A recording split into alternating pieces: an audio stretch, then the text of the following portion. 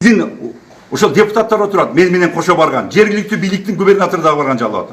Сүйлөшүү жолу менен бүтүргөн. Мен эмне үчүн айтам? Өзүмдүн мактагандык эмес. Акыркы 7-8 болгон окуяларда мага кой таштагы 2019-жылы тапшырма моңдой коюлган. Атамбаевдин үйүнө баруу керек. Атамбаевди сурак алып келүү, мажбурлоо түрүндө. Мен 7 августта ошол өзү менен турган кызматкерлер менен мен сыймыктанам, катардагы сыймыктан. Бирок мен аларды өлүмгө салып барбадым. Эгерде Атамбаевдин үйүнө барганда, ал жерде барымтада калган Альфанын кызматкерлеринен куралланган 55 автомат, канчалаган октор бирден атылганда канча өлүм болот эле. Бир кыйын барып, айткан сөзгө көнбөстөн барып адамдарды куулаганда Самат Курманкулов эмне болду? Ким жооп берет? Ички иштер министринин кашкара стаканы түшпөйт. Эч качан жооп бербейт. Же баш ошол команда берген адамбы? Жок. Курсан Асадов андай жолго барбайт. Ошол күнү дагы сүйлөшүү жолу менен мен бүтүрөйүн деген барымтадагыны. Бирок кээ бир адамдар менин сөзүмдү уккан жок.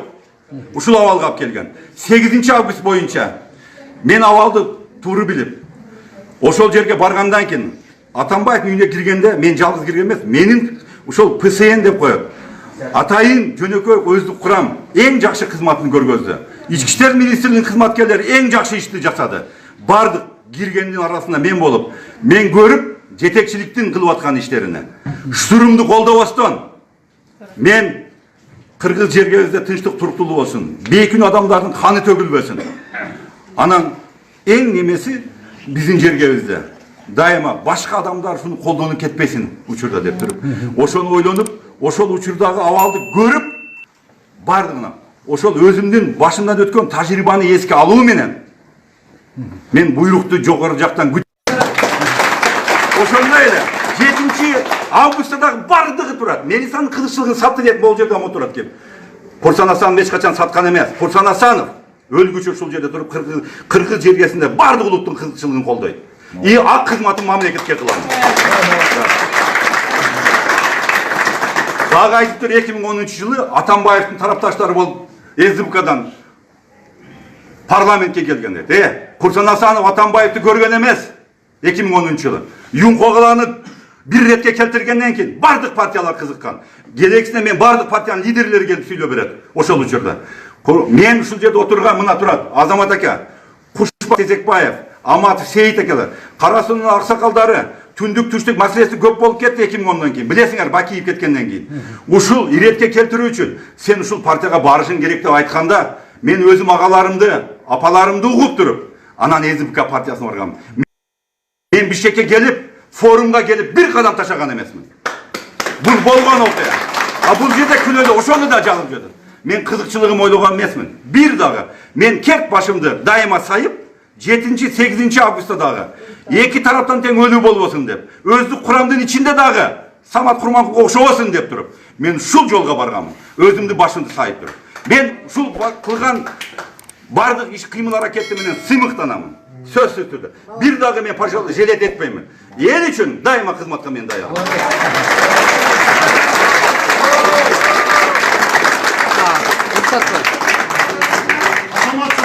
Анан берки эки факты боюнча бардыгы жомок, алар өздөрү билет. Эки кызматкер боюнча дагы башка боюнча мен айта турган сөзүм жок. Сот неместе көргөзөт, бардыгы менде тиешелүү бар. Акыркы чындык чыга турган менде дагы бар. Мен жөн эле жүргөн эмесмин. Келет, адамдар өзү көргөзмө берет деген ойдомун. Рахмат.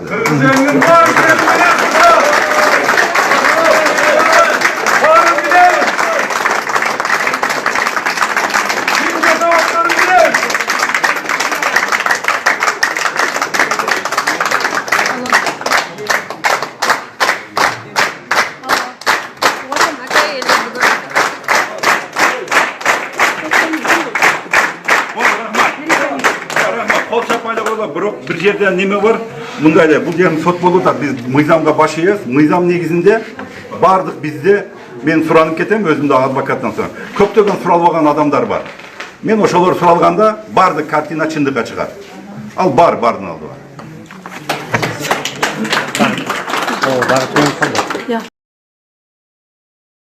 Биздин ошол депутаттар отурат, мен менен кошо барган, жергиликтүү бийликтин губернатору дагы барган жалат. Сүйлөшүү жолу менен бүтүргөн. Мен эмне үчүн айтам? Өзүмдүн мактагандык эмес. Акыркы 7-8 болгон окуяларда мага кой таштагы 2019-жылы тапшырма моңдой коюлган. Атамбаевдин үйүнө баруу керек. Атамбаевди сурак алып келүү, мажбурлоо түрүндө. Мен 7 августта ошол өзү менен турган кызматкерлер менен мен сыймыктанам, катардагы сыймыктан.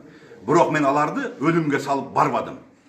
Эгерде Атамбаевдин үйүнө барганда, ал жерде барымтада калган Альфанын кызматкерлеринен куралланган 55 автомат, канчалаган октор бирден атылганда канча өлүм болот эле. Бир кыйын барып, айткан сөзгө көнбөстөн барып адамдарды кубалаганда Самат Курманкулов эмне болду? Ким жооп берет? Ички иштер министринин кашкара стаканы чыкпайт. Эч качан жооп бербейт. Же ошол команда берген адамбы? Жок. Курсан Асадов андай жолго барбайт. Ошол күнү дагы сүйлөшүү жолу менен мен бүтүрөйүн деген барымтадагыны. Бирок кээ бир адамдар менин сөзүмдү уккан жок. Ушул абалга алып келген. 8 август боюнча мен абалды туура билип, ошол жерге баргандан кийин Атамбаевдин үйүнө киргенде мен жалгыз кирген эмес, менин ушол ПСН деп коет. Атайын жөнөкөй өздүк курам эң жакшы кызматын көргөздү. Ички иштер министринин кызматкерлери эң жакшы ишти жасады. Бардык киргендин арасында мен болуп, мен көрүп жетекчиликтин кылып аткан иштерине. Штурмду колдобостон мен кыргыз жергебизде тынчтык туруктуулук болсун. Бейкүн адамдардын каны төгүлбөсүн. Анан эң немеси биздин жергебизде дайыма башка адамдар ушуну колдонуп кетпесин учурда деп туруп. Ошону ойлонуп, ошол учурдагы абалды көрүп, бардыгына ошол өзүмдүн башымдан өткөн тажрыйбаны эске алуу менен мен буйрукту жогору жактан ошондой эле 7 августта дагы бардыгы турат. Мелисанын кызыкчылыгын сатты деп могул жерде отурат кеп. Курсан Асанов эч качан саткан эмес. Курсан Асанов өлгүчө ушул жерде туруп кыргыз жергесинде бардык улуттун кызыкчылыгын колдойт. И ак кызматын мамлекетке кылам. Дагы айтыптыр 2010-жылы Атамбаевдин тарапташтары болуп СДПКдан парламентке келген. Курсан Асанов Атамбаевди көргөн эмес 2010-жылы. Юнкогаланы бир ретке келтиргенден кийин бардык партиялар кызыккан. Келексине мен бардык партиянын лидерлери келип сүйлөп берет ошол учурда. Мен ушул жерде отурган мына турат Азамат ака, Кушпа Тезекбаев, Аматов Сейит акелер, Карасунун аксакалдары түндүк түштүк маселеси көп болуп кетти 2010-дон кийин. Билесиңер, Бакиев кеткенден кийин. Ушул иретке келтирүү үчүн сен ушул партияга барышың керек деп айтканда, мен өзүм агаларымды, апаларымды угуп туруп, анан СДПК партиясына баргам. Мен Бишкекке келип, форумга келип бир кадам ташаган эмесмин. Бул болгон окуя. А бул жерде күнөөлө ошону да жалып жатат. Мен кызыкчылыгым ойлогон эмесмин. Бир дагы мен кек башымды дайыма сайып, 7-8 августта дагы эки тараптан тең өлүү болбосун деп, өздүк курамдын ичинде дагы Самат Курманкуловго окшобосун деп туруп, мен ушул жолго барганмын. Өзүмдүн башымды сайып туруп. Мен ушул кылган бардык иш кыймыл аракети менен сыймыктанамын. Сөзсүз түрдө. Бир дагы мен пожалуйста желет этпеймин. Эл үчүн дайыма кызматка мен даяр.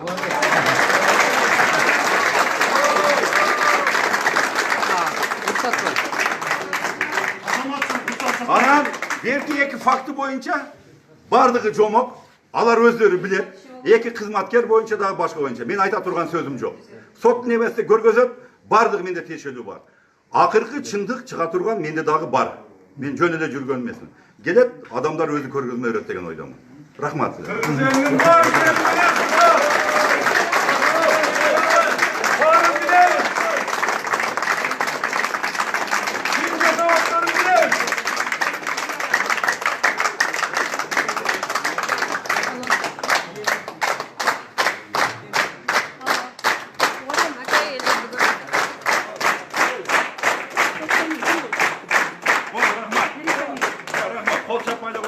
Bir жерде неме бар?